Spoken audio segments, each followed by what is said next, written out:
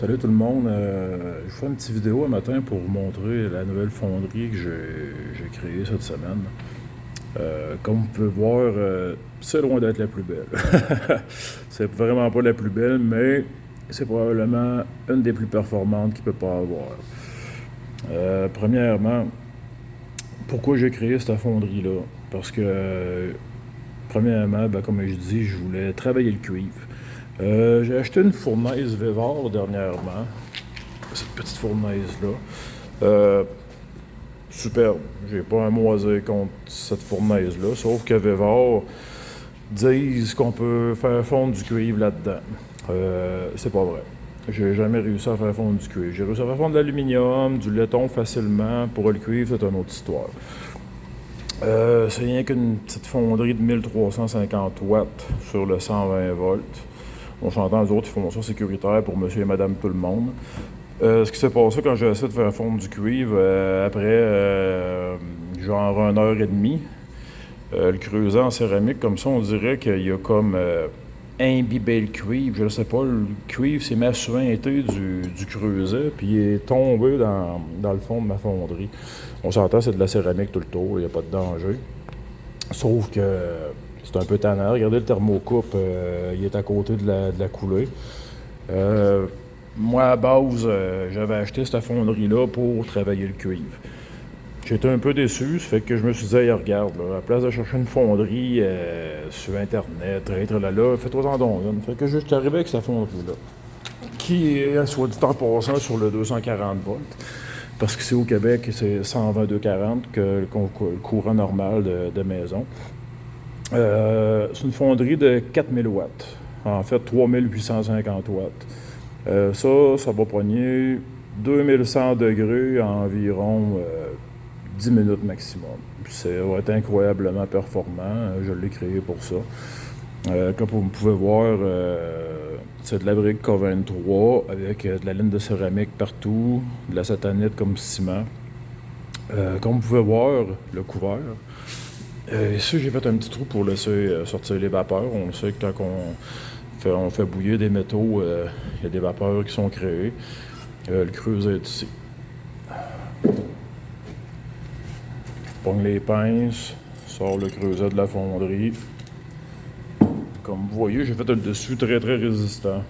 Il y a la brique thermique K23 plus 2 pouces de laine de céramique. Le couvert est fait pour s'enlever très facilement, très rapidement. Au cas où qu'un creuset brise ou que j'aille aller réparer les éléments. Parce qu'au contraire de la fonderie Vévar qu'il y a là, je peux changer les éléments très facilement sur cette fonderie-là. C'est un des avantages de construire soi-même ces machines. On a les pièces super facilement parce que c'est moi qui ai fait les pièces. Je fais mes propres éléments. Fait que je vais vous montrer ça.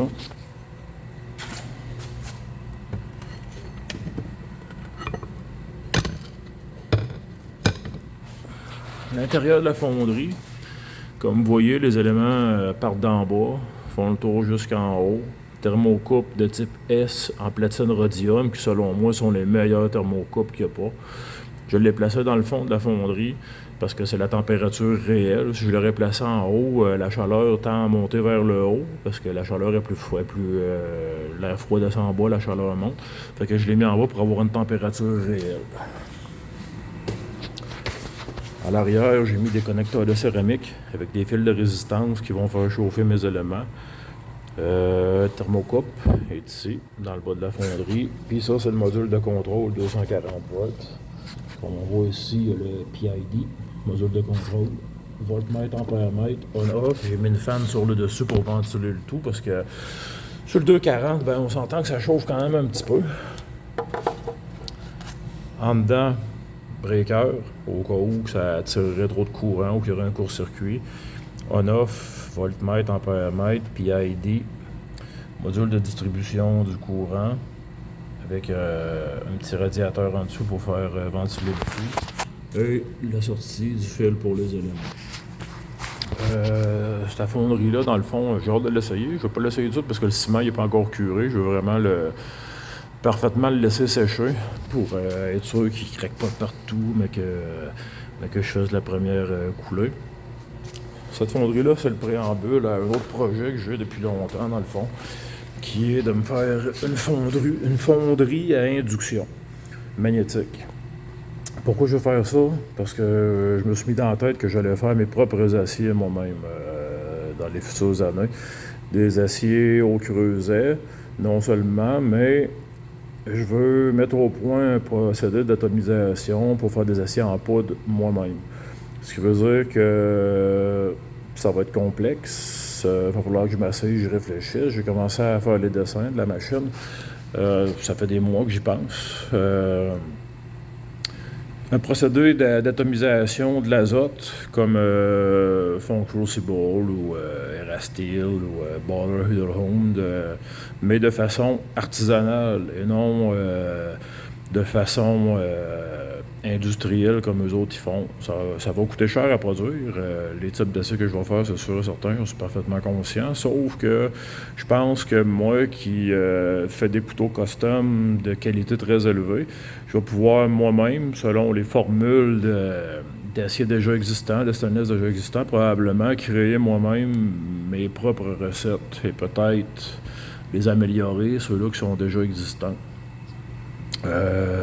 J'ai pas la prétention de me dire que je suis un métallurgiste et que je vais faire mieux que les autres, mais j'adore faire des expérimentations, surtout avec les aciers et les stainless, qui sont mon premier amour dans le fond. À suivre comme projet, c'est pas fait demain ni la semaine prochaine, c'est sur les planches à dessin depuis un certain temps. Je suis pas stressé, regardez. Mais c'est sûr qu'au cours des prochaines années, je vais me faire une fonderie à induction que pour les aciers et les stainless et me créer un système d'atomisation pour faire des aciers en poudre. Pour la presse hydrostatique, puis tout, après, je n'ai pas à m'en faire. J'ai déjà construit une presse à forger, ça fait qu'une presse pour comprimer la poudre ensemble pour en faire des lingots ou des barres, ça me stresse pas bien, c'est déjà vu. Ça fait que je vous laisse là-dessus pour aujourd'hui. C'était pour vous montrer ma petite fonderie que j'avais faite. Je reviendrai avec une autre vidéo quand que je vais l'essayer. Je vous remercie beaucoup, je vous souhaite une bonne fin de journée.